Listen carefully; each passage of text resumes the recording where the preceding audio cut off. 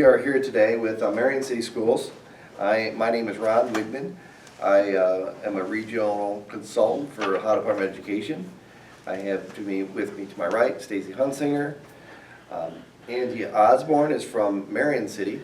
She is their internal facilitator and handles their federal programs. And behind the camera, we have Steve Short, which is also SST7 regional consultant that works with here in Mansfield. So we're going to go ahead and get started with the support tool, and we're going to go through these questions. And this has already been submitted, and so there's been a lot of background work already done with SST7 and with Angie to complete this. We've been using it as a coaching opportunity between the SST and Marion, and so we're just going to discuss the questions and work through this step by step, and at the end of it we hope to hit completion and put some wonderful comments. So why don't we go ahead and start with question number one, which is the district improvement plan. How do you develop stakeholder engagement when we refer back to your CCIP?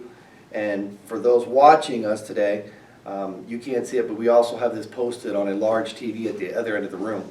So we will be looking to our left a lot, as well as our monitors in front of us. So let's go ahead and answer number one. Sure. So the district really spent a lot of time this year trying to kind of re-engage in the OIP. With the sort of reboot of OIP, we felt like that was really necessary to go back and take that opportunity to look more in depth into our practices and make sure that everything really was aligned. As part of that, we realized that our current pillars, which have kind of defined our work and our strategic plan, were really built around programs rather than practices. So that became an opportunity for us to go back to the community, back to our teaching staff, our support staff, administrators, all of the stakeholders involved, and gather some information about how do we need to rework those pillars so that it's truly guiding our work and is relevant and something that can change and adapt as we need to change and adapt with our students instead of being locked in to a particular program.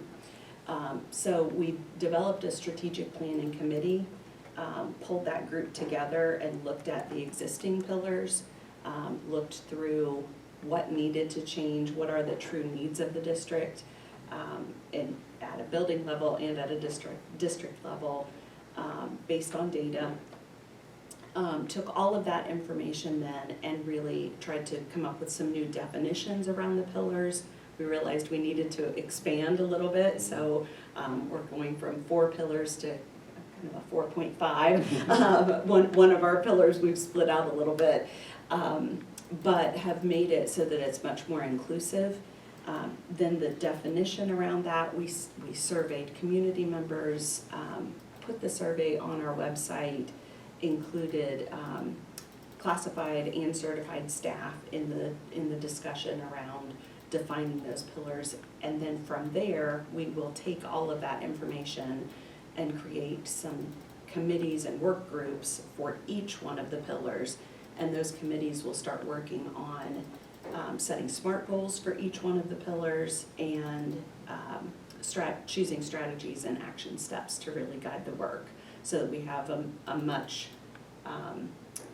stronger foundation against which we are able to monitor a little better for results. So what I'm reading here is quite a bit of community involvement, and it sounds like that community involvement is with your work teams? It is. So could you kind of paint a picture of what that looks like? Yeah, so we've brought in, we had several evening meetings as far as making sure that community members were available to come in, brought those people in. We have everyone from Ohio Health has been a big partner. We have some representatives from there. Marion Can Do Foundation, so people who are involved in building the community in general, so that we have a good broad picture of what the needs are.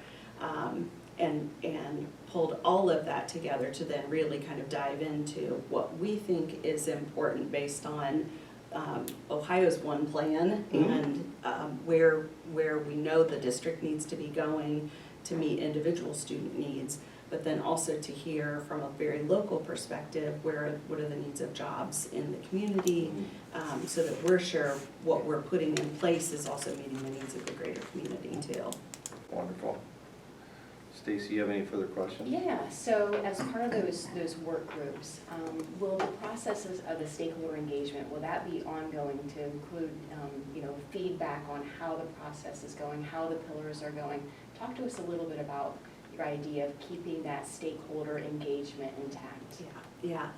So one of the things that we heard loud and clear from the strategic work group was the need for accountability.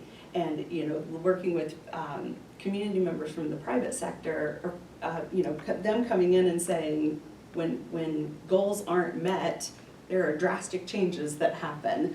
And, figuring out how to make that happen in the world of education as well. So we felt like that, hearing that feedback from them, it was going to be very important for us to make sure that we're transparent throughout the entire process, that they can see what those action steps are, and then there will be a gradual monitoring throughout the year so that those stakeholders can come back together, take a look at where we are in meeting those action steps, working through those strategies, and making progress toward the goals. Okay, moving on to the second question. What we're looking for here is a upload process for determining effectiveness of your district's continuous improvement plan. And you have provided quite a few documents. Stacy's already put her comments in there. Is there, in lieu of time, is there one of those documents that really speak to this question that we can kind of just spot check? If you take a look at the last document on there, support compliance, it has the actual response for that question. And then all of the other documents that are in there are just examples of evidence to support that response. The DLT came up with a rubric that we wanted to use to monitor implementation of learning targets in every classroom. So that rubric was built collaboratively between administration and the DLT.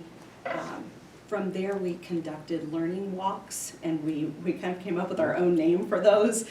We didn't want it to be a walkthrough because we didn't want it to be evaluative for teachers. It really was just monitoring implementation. So we had a number of administrators, and our hope is that we're also going to get BLT members involved in some of that monitoring process. But we would go out, stop into a classroom, had little lanyards that we wore that were different colors so they knew that we were in there for the purpose of a learning walk. And we would just observe, is there a learning target available? Do students understand what they're learning? Kind of take in all of that information. And that became data that we could track then at the building level, at the grade level, and across the district. Angie, I'm looking at your data. Yes. You provided a good data context, DLT meeting minutes, just a sampling, not a bunch. You have a piece in here about your learning walks, the rubric. I was going to ask about that, but that's also in here already. And a few agendas and some responses. So. Beautifully done. A fair amount of students at Marion City that will be classified as having at risk. So how have you, or your district, went ahead and addressed your at-risk population? What types of strategies did you use? So our biggest focus has been in the area of literacy, and our hope at the beginning of the year, we really dove into creating a birth through 12 literacy plan. And that has been a long process, but a very detailed process, and I think it's been good for us as a district to go through that work. We are just, in fact, today, kind of finalizing that literacy plan. So what we thought was going to be put together and ready to implement this year, we're just finishing up the creation of it to implement starting next year. But in the meantime, we've continued to focus on early intervention in the area of literacy. So using strategies like leveled literacy intervention, reading recovery in particular, those two have really helped us provide that tier 2 intervention for students on top of our literacy collaborative framework, which we've used as a tier 1 support for students. You talk through maybe 1 or 2 strategies that the high schools have used to work on your attendance, or?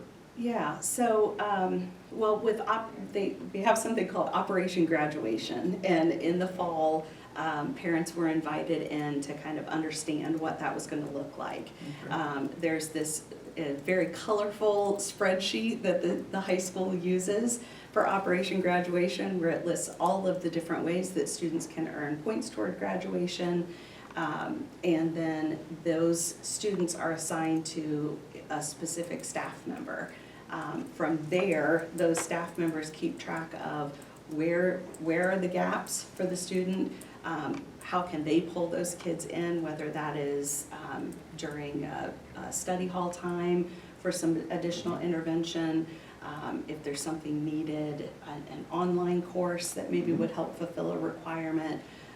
We've done lots and lots and lots of work keys testing. That has been a great thing for kids. And trying to get them, if they've taken a part of it and haven't been successful in another part of it, getting them some intervention in between to help make that successful too. Okay. The attendance piece of it, they have attendance plans for students. So as a student has significant attendance issues, they follow up with an attendance plan that outlines exactly what's going to happen and who's responsible for following up with those two. Okay. So the Operation Graduation or the attendance plans, I don't think are mentioned as one of the strategies for the high school. So that would be a good place to add something on in that arena to support that question as well. Okay. So either you may add that, or Stacy may add that, or, so, okay? Okay. So the next piece, we're gonna talk about, and this is the piece that I think really moves the needle, so to speak, is, your adult data and your student data in the district, and we get a lot of people asking, what are you looking at for adult indicators, or how are you moving the adults, or how are you measuring the adults? So that's question number 4. The question reads, upload student and adult data that is measured, how many educators were trained, and how they were implemented, chosen evidence-based strategies that demonstrates ELA and math improvements by grade level for all students at risk populations, and data for whole child strategies. Kind of a lengthy question, a lot in there.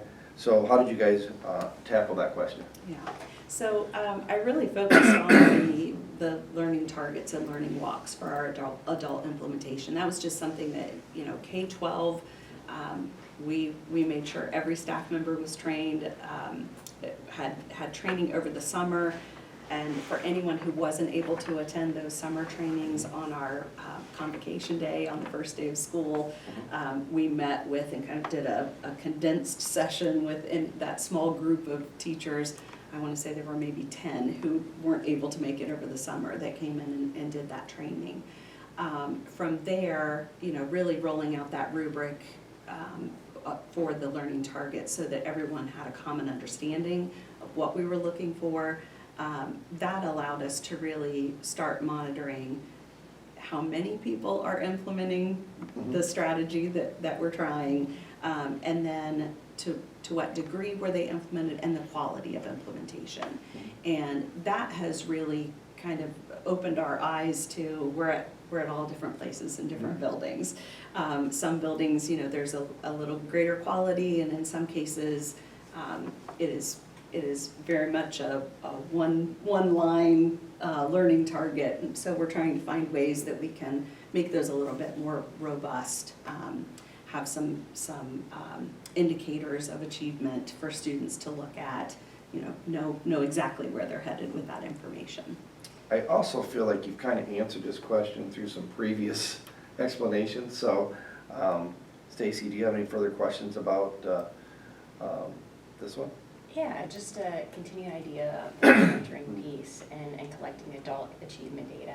You know, you're in the development of creating, or sometimes just updating the pillars and the focus of the work. Have you thought about how to use the DLT to help create how to monitor the adult implementation? And can you talk to us a little bit about those thoughts? Yeah, so we've actually been having conversation around increasing the frequency of our DLT meetings. So once a month, even though we are jam-packed and for an hour and a half each month, we're finding that's still just not quite enough time. So we've thought about adding a second DLT meeting each month that would be just for looking at data, examining data. So we can really get into deep analysis of it and talk about why that is our data, how we got to that point, and where we go from there. I feel like, you know, we've tried to do some of that in our monthly meeting, but there's so much else that we need to talk about, and we are still trying to do some training in there too. So I think we'll split that out and have a data calendar then, so that each month we're looking at a different set of data, just to continue that monitoring piece. One area, if there was one area that I feel like we've made just tremendous improvement, it is with all of our BLTs in looking specifically at data to drive instruction and to make decisions. You know, any meeting that you're in, you can hear teachers and administrators talking numbers and talking, you know, what the data has shown them. So would it be fair to make the leap that this person, if you move to a second DLT meeting based on such data, what would you envision their involvement to be during that meeting? So I would assume that they would be not only gathering that data for the meeting, but then kind of coaching through how can we use that to make appropriate decisions, what it would be appropriate and not appropriate for. Okay, great. Stacy, do you have anything to add? Okay, we're going to move on to our narrative, the team narrative evaluation plans. We actually get some really good answers here. This is kind of the question where people will be fairly frank and tell us what worked, what didn't, what really worked well. And we've asked them to do that, to give us an honest place on where they are. I think because we realized pretty early on that our plan was a little flawed, having been built around programs instead of around strategies. So the plan itself, we didn't have great SMART goals. We had, you know, we're going to increase all students' achievement. There's not a lot to measure there, not a lot of strategies involved there. So we realized pretty quickly that this needed to be a rebuilding year for next year. I feel like we're in much better shape as far as having a commitment to creating those SMART goals, having strategies, evidence and research-based strategies assigned to those SMART goals, and then having very specific action steps that we can monitor. I think we will start on a much better foot. So I struggled when I came to that question because I'm not sure our plan was well designed. However, the way that it was designed, we did carry it out. We just were not as effective as I think we could have been had we had very specific, measurable goals to work toward. Well, I appreciate that. I appreciate that honest answer, which is reflected in your responses here. Moving forward next year with this tool, we hope to have it in your hands sometime in September, October, with a few minor revisions. Nothing major with the questions as of right now. And then our hope is that you work with our SST to help coach and have conversation and dialogue in the fall, maybe sometime mid-year, and then at the end, so when we get to this meeting next year, this will just be a celebration of all the great work that you've done. And and we can look back and see what your journey looked like last year versus what your journey looked like for the next school year. Yes. So, Yes. the last piece is a piece for Stacy and, or me to add. And we typically will write this up. Sometimes we do it here, sometimes we do it later, but nothing we will put in there will be a surprise because you guys have done a fantastic job of filling this out. Thank you. So we really appreciate you reflecting on this. And as we move forward, what are some places that you think that this tool could improve? How do you feel about this experience? Anything else you'd like to add? Yeah, I think it will be very beneficial to have it earlier in the fall, so you kind of know where you're headed. Fair enough. But I guess I didn't feel like any of the questions were surprises. You know, these are the things we should be monitoring anyway. So yeah, I'm pleased with the tool. I think that, you know, for us, I think as we recognize that we're in kind of that beginning and developing stage in working with the OIP, I think that we feel like we're taking baby steps in making sure all of the components are there. So I know one of the areas that we feel like we really need to put additional focus on is having more family engagement as part of both the DLT and the BLTs. You know, I think we have some involved parents in specific buildings, but I don't know that that has been a real concerted effort across all of our buildings. So definitely something that we know we want to look at a little further. I think knowing what the state support team and ODE is going to be monitoring for us will also help with that transparency with families too. So knowing that up front. Other than being videotaped today, and how do you feel about this experience of having an opportunity to come in and talk about this?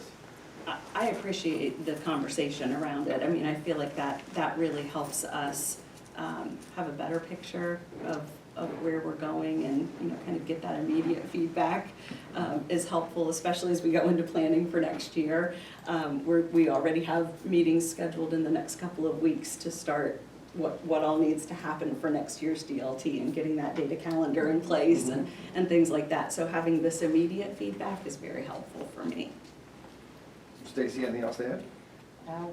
We want to thank you for the partnership. We've had an incredible partnership over the years. Marion City Schools continues to grow and be a real spotlight in our region, showcasing so many things that you're doing. So we appreciate your work as an internal facilitator, and please let us know if there's anything we can help you with. Thank you.